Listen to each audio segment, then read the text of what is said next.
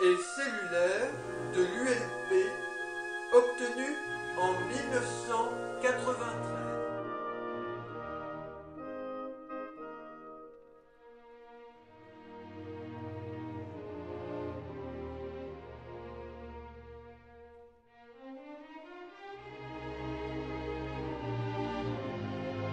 Madame, mademoiselle, monsieur, bonjour. C'est aujourd'hui le 7 juillet 2016.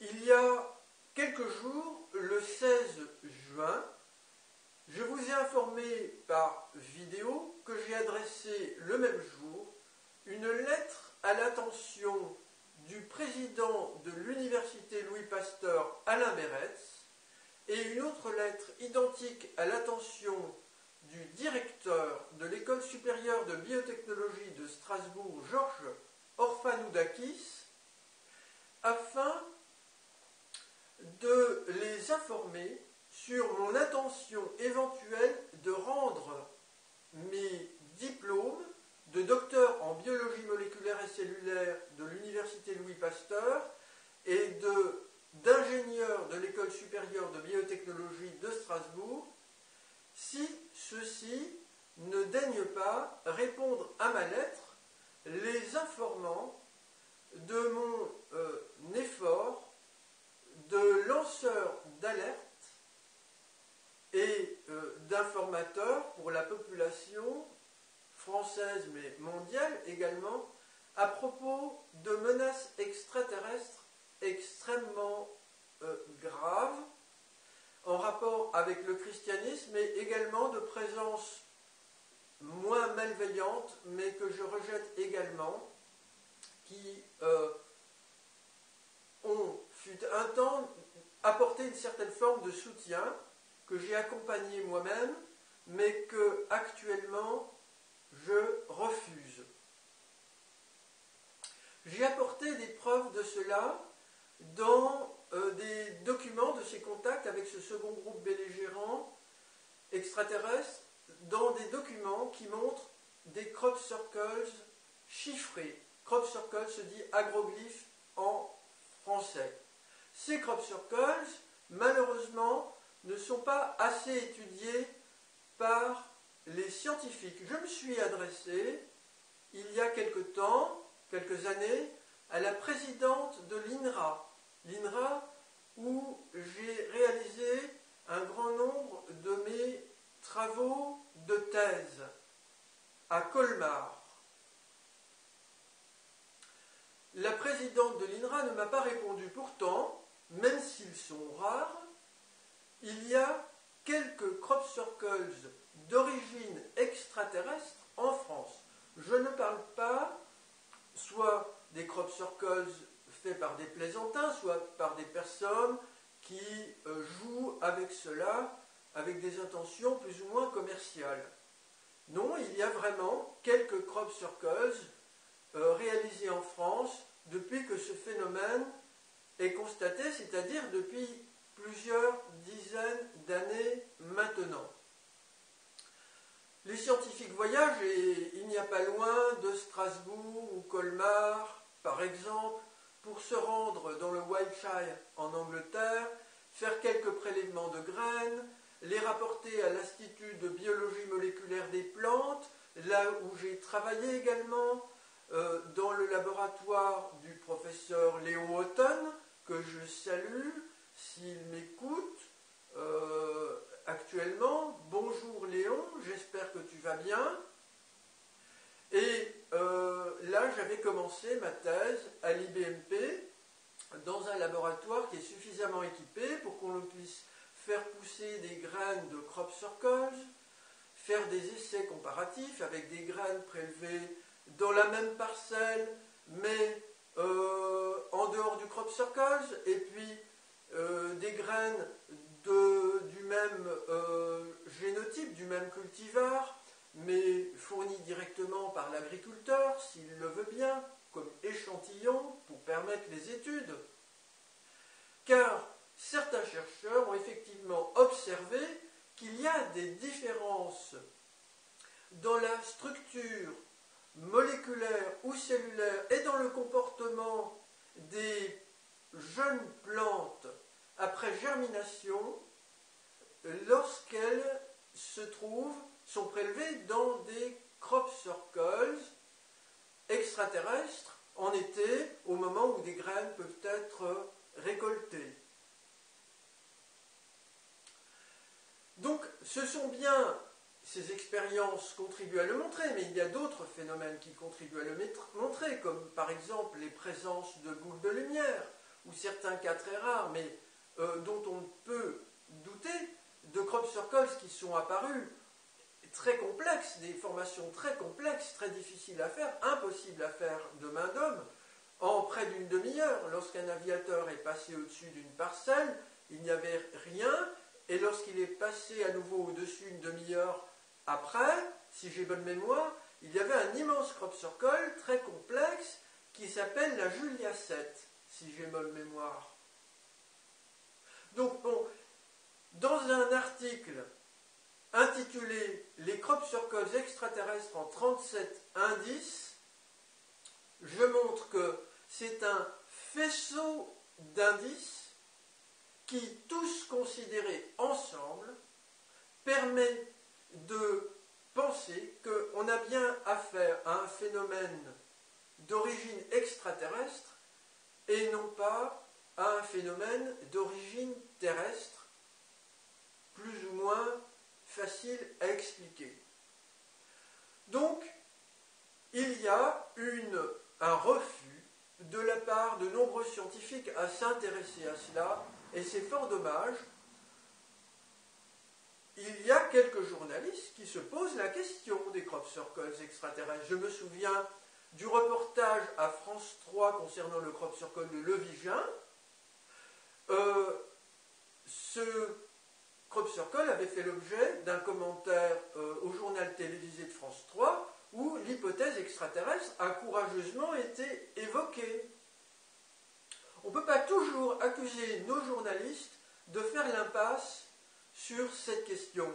Et je pense que les scientifiques sont beaucoup plus coupables, je lance le mot, de négligence ou de refus de s'intéresser à ces questions, qui sont pourtant essentielles pour notre sécurité et notre défense. Alors, je vais rendre mes diplômes aujourd'hui, les lettres sont prêtes, mais je reste ouvert aux scientifiques. Je ne rends pas tous mes diplômes d'ailleurs, hein, c'est celui de thèse, et celui de la thèse et celui du diplôme d'ingénieur. Donc, je reste ouvert aux scientifiques.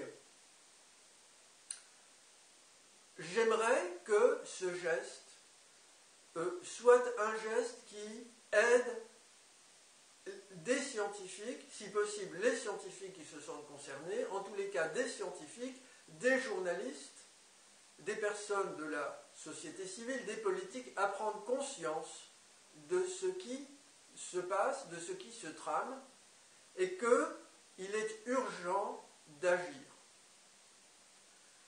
Alors, il y a des signes en ce moment, et après le 16 juin, on a annoncé la mort de Michel Rocard, ancien Premier ministre, ancien député européen, qui a siégé donc au Parlement de Strasbourg.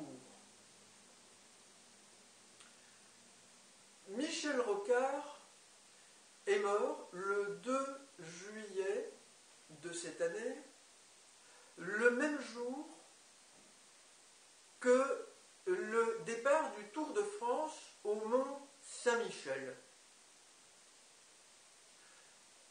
Et j'aimerais souligner ici que cette coïncidence est très importante dans le contexte de la menace extraterrestre en rapport avec l'Apocalypse, le christianisme, les messages abusifs de Jésus pour leurrer l'humanité et lui faire croire en son retour qui se passe maintenant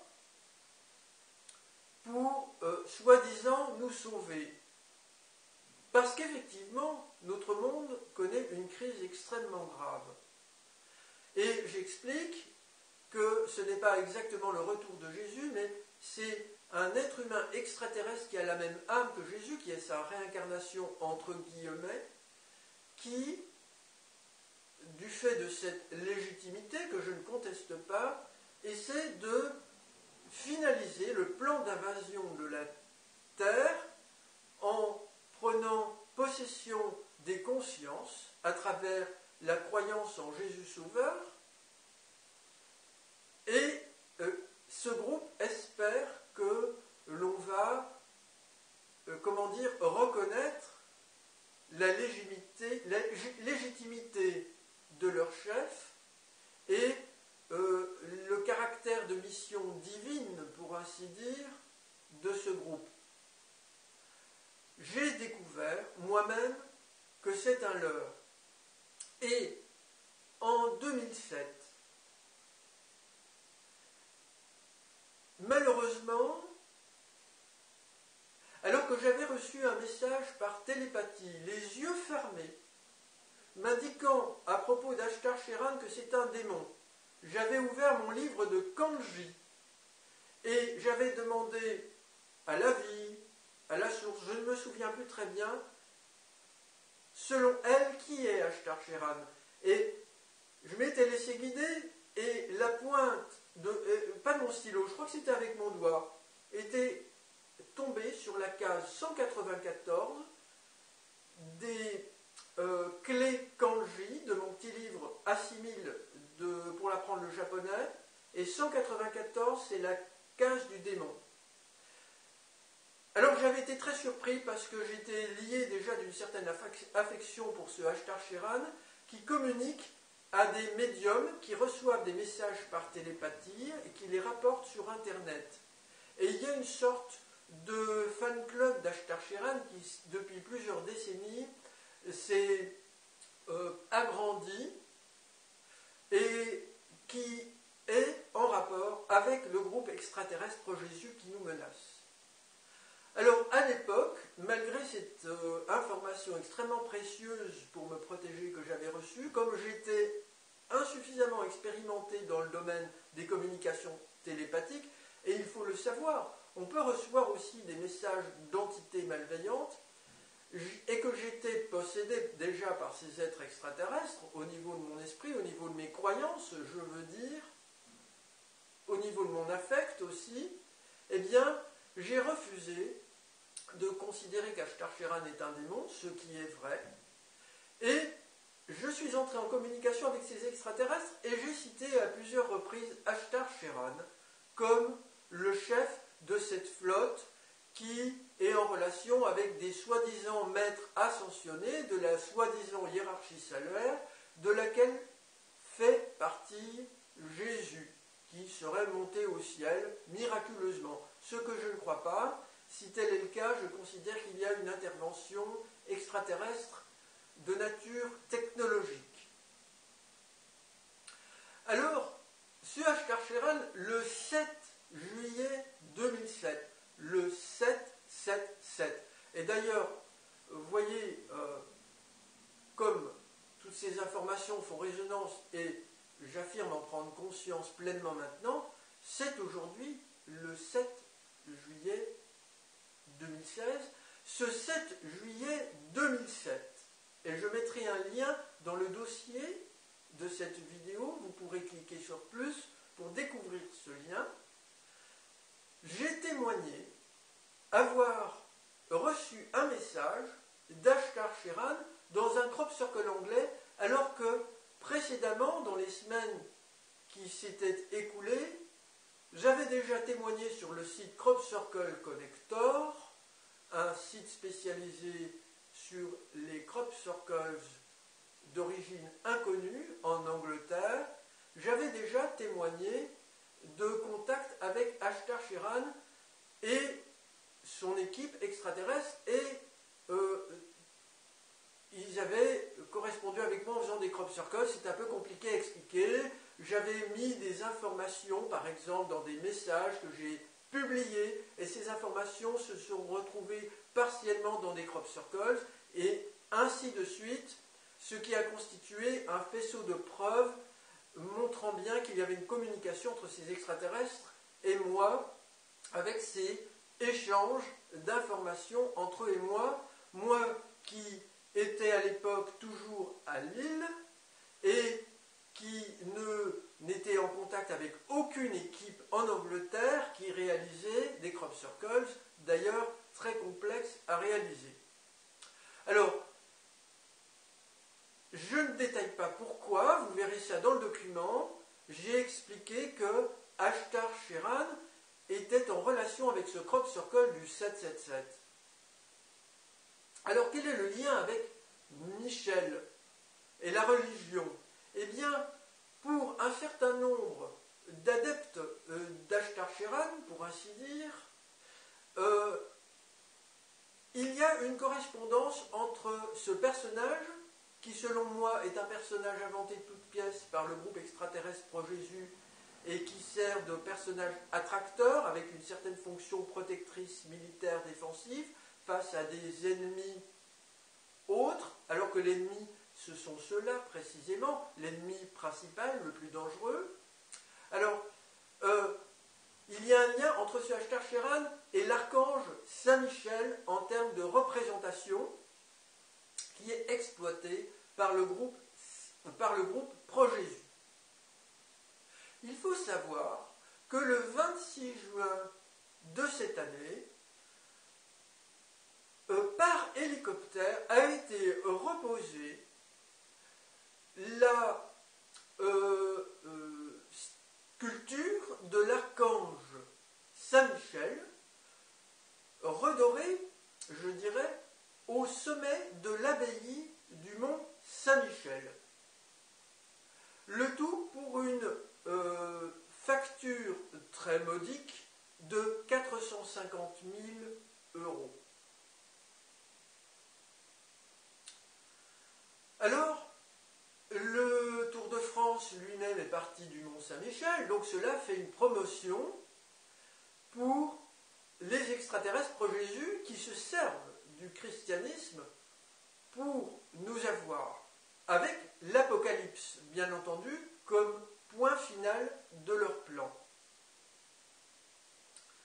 Je rappelle que dans l'Apocalypse, Jésus est annoncé comme revenant du ciel avec une armée céleste pour frapper les nations. Alors c'est ce qui se passe en ce moment. Et donc Michel Rocard qui a demandé qu'une cérémonie ait lieu pour lui rendre hommage, et pas seulement, au temple protestant, dans un temple protestant de l'unité de l'étoile, si je le nomme bien, à Paris. Michel Rocard lui-même, malheureusement, a, malgré les qualités de l'homme que je lui reconnais et que j'apprécie particulièrement, a contribué à cette menace extraterrestre. À son insu, je pense, je ne crois pas me souvenir lui avoir écrit à son bureau au Parlement européen. Peut-être l'ai-je fait, je ne me souviens pas bien. Alors, Michel Rocard, on le lit sur Wikipédia, donc je ne commets pas une indiscrétion, a eu une hémorragie cérébrale en 2007, l'année où, hélas, moi-même, j'ai été possédé par le groupe extraterrestre Pro-Jésus et où j'avais fait un travail de médiation très important, malheureusement pour eux. Et Michel Rocard a fait cette hémorragie cérébrale en Inde.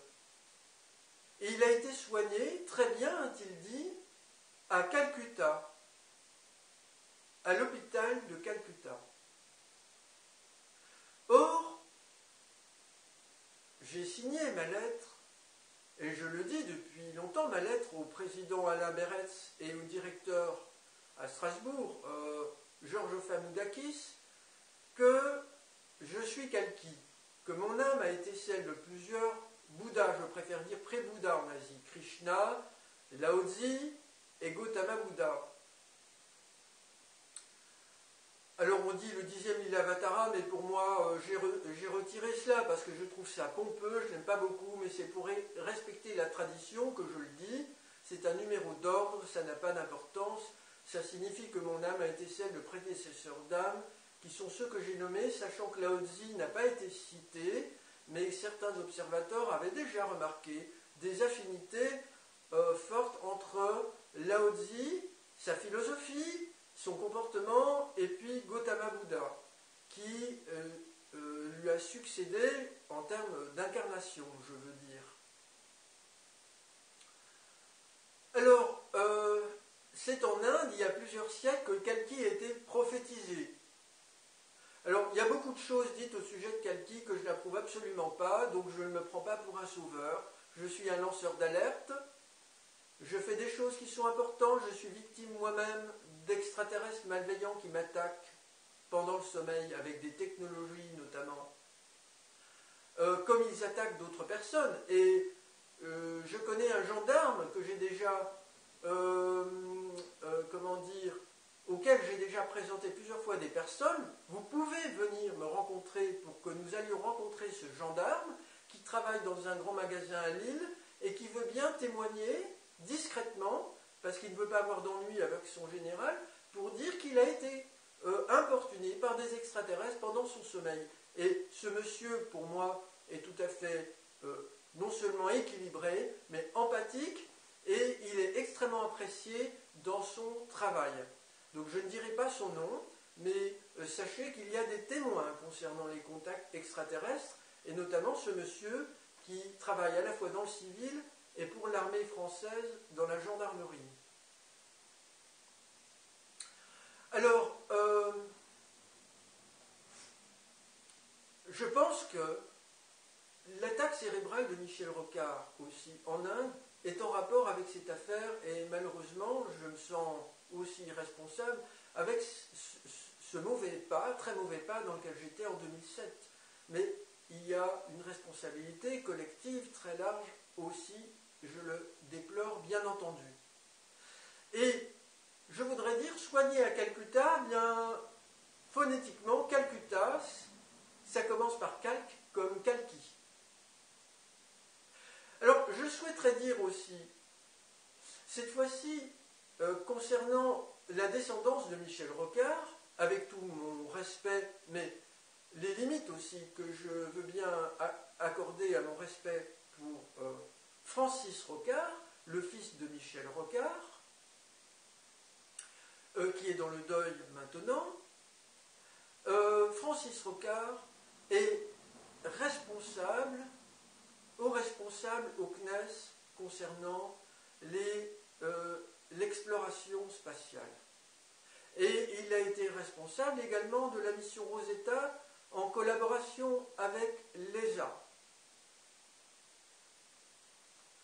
Je pense que là, il y a aussi une correspondance intéressante à souligner par rapport à la menace extraterrestre et par rapport à sa responsabilité vis-à-vis de l'engouement entretenu, c'est le moins que l'on peut dire, par les scientifiques de son domaine en l'humanité pour que nous dépensions toujours pour l'exploration spatiale, un mot qui reste poli, ou la conquête spatiale, un mot qui est inacceptable. Alors, personnellement, je condamne l'une et l'autre, et je dirais, nous n'avons rien de mieux à faire pour notre préservation. La nature, connaissant nos intentions et répondant à des atteintes au cas par cas par des charges, je pourrais presque dire plus ou moins sévères, elle répond à la nature aux atteintes que nous lui causons, plus ou moins graves. Aller dans l'espace fait partie des fautes les plus graves dans l'univers. Alors, c'est une question de réflexion profonde, de ressenti profonde. Je ne sais pas si je vous convaincrai. Mais pour moi, il n'y a pas de hasard, il y a toujours du sens dans l'univers, et il y a des corrélations événementielles. Et lorsque une humanité qui a une force d'esprit considérable, qui perturbe plus ou moins la matière, se prépare à aller dans l'espace, elle reçoit des réponses plus ou moins dures de la nature. Donc pour moi cela se passe, et je dirais que pour préserver la vie ailleurs dans l'univers, je soutiens la destruction de la Terre par la pensée, en même temps que pour la préserver, je soutiens d'abord l'éveil, c'est-à-dire la conscience profonde des lois de la vie, et donc si les humains respectent ces lois, mais on le fait volontiers, ce n'est pas une contrainte, puisque c'est être soi-même du point de vue du vivant, eh bien on ne va pas dans l'espace, on y renonce, et là je dirais les choses rentrent autant que possible dans l'ordre, et l'humanité a longue vie, bonheur devant elle. Car il faut préserver la vie ailleurs dans l'univers. Et l'humanité actuelle fait courir de grands dangers avec les contacts potentiels avec les extraterrestres qui nous menacent, particulièrement le groupe Pro-Jésus, qui pourrait voir sa force encore augmentée par une planète plus une humanité à son service. Mais les autres aussi, je les refuse. Voilà. Donc, je voudrais dire, pour terminer, parce que je m'en souviens, et je pense que c'est important, que quand on atteint l'état de complétude de l'âme, quand on est en chemin d'éveil, même si on commet un certain nombre de fautes, comme pour moi ces études scientifiques c'était une faute, mais tout n'est pas mauvais, toujours, tout dépend quoi. Et je me souviens avec émotion d'un rapport que j'avais rédigé et remis à notre très gentil assistant en astronomie, l'assistant du professeur Madame Hacker, lors de mon diplôme d'études approfondies, un rapport sur l'origine de la vie sur la Terre, et j'avais étudié dans la belle bibliothèque de l'université Louis Pasteur à Strasbourg des documents pour m'intéresser aux premiers travaux de l'humanité sur les origines de la vie, avec des premiers questionnements scientifiques, et je me souviens de ce chercheur russe, Oparin, avec ses fameuses gouttelettes de Coacerva. Donc ce rapport, je pense, rédigé de manière un petit peu grossière, mais avec une profonde sincérité, se trouve à la bibliothèque de l'Observatoire d'astronomie de Strasbourg. On peut, je pense, l'y consulter, et je pense qu'il est une trace émouvante que moi-même, j'avais commencé, par goût pour cela, à me questionner sur l'origine de la vie. Je m'en souviens très bien, et je me souviens d'un professeur de physique, d'ailleurs, M. Sens, qui travaillait au centre d'énergie atomique ou de recherche nucléaire, je crois, au CERN à Cronenbourg, la mémoire me revient, un professeur sympathique, mais qui avait eu, je dirais, l'idée assez dure de m'obliger à monter sur un tabouret pour faire une expérience concernant les courants de surface avec une longue tige métallique que je tenais, et il y avait un bouchon de liège qui m'isolait de cette tige métallique. Je devais en présenter la pointe devant une bougie. C'était très impressionnant. La salle était éteinte devant les centaines d'étudiants qui étaient là, et je devais, mis sous tension à plusieurs dizaines de milliers de volts par un assistant qui avait une très longue barbe comme un druide avec ses appareils électriques, je devais traverser par ces courants et parcouru par ces courants de surface, éteindre la flamme de cette bougie. C'était une expérience à l'université Louis Pasteur. S'il vous plaît, ne faites plus cela. Je ne prie pas le christianisme, bien entendu, c'est vous que j'implore, ne faites plus ce genre d'expérience, c'est vraiment trop dangereux, même si c'est spectaculaire et amusant sous certains angles. Ou alors faites semblant, ne branchez pas les fils, et puis quelqu'un va souffler sur la bougie. Bien, je plaisante un peu. Alors Monsieur Sens, eh bien son nom inspire, c'est le sens. Et je me souviens avoir eu des conversations très intéressantes avec sa fille, que je salue aussi, passionnée de recherche sur les structures fondamentales de la matière, en lui expliquant que je m'intéressais à l'origine de la matière. Eh bien, je voudrais vous dire qu'en ce qui me concerne maintenant, la matière a une origine unique qui est la mère univers. Cette matière, elle est pondue un peu comme un œuf par Dieu, la source de la vie, qui se trouve d'un côté, avec laquelle je communique par télépathie, et la source de la vie d'ailleurs, derrière moi, le jour où je lui ai demandé si elle peut interagir avec l'univers physique, elle m'a dit oui, et dans la petite armoire qui se trouve derrière moi, elle a fait tomber une petite pierre, la petite armoire pour commander le mécanisme du volet.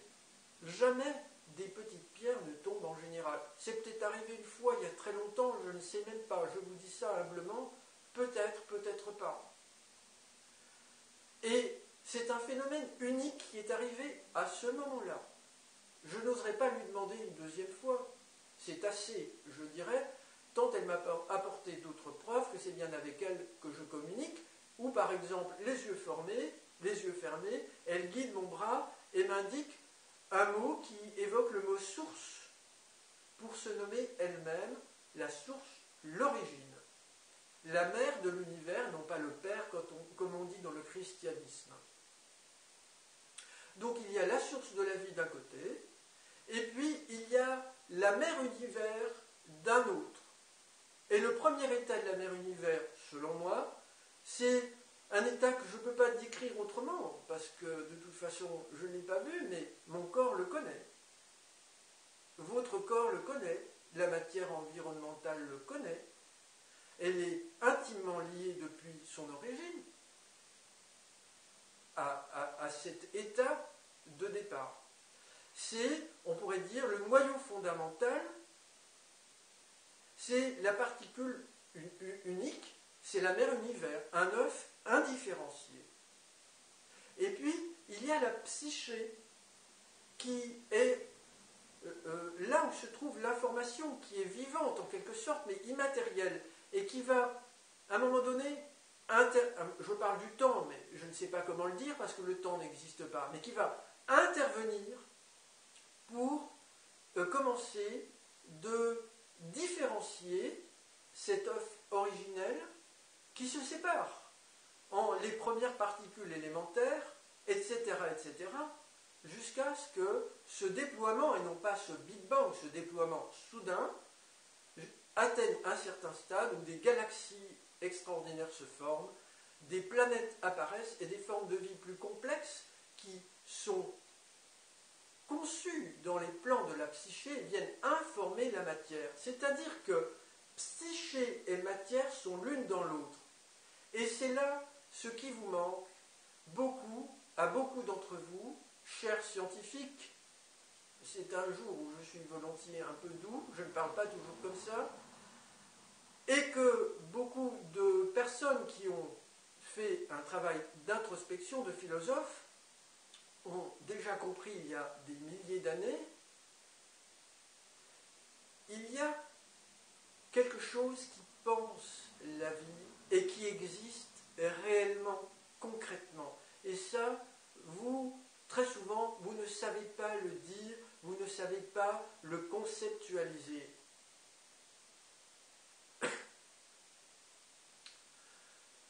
Voilà, je ne voudrais pas continuer ainsi parce que j'aime beaucoup développer un certain nombre de notions. Vous pouvez m'écrire au lcpie@laposte.net.